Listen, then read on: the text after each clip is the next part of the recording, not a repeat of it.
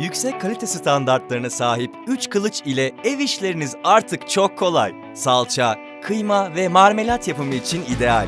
Posa, kabuk ve çekirdek derdi yok. Eski günlerdeki salçaları arayanlar için şimdi zahmetsizce salça yapmanın tam zamanı. Hızlı kurulumu, pratik kullanımı ve ergonomik tasarımı ile evinizin ustası olun.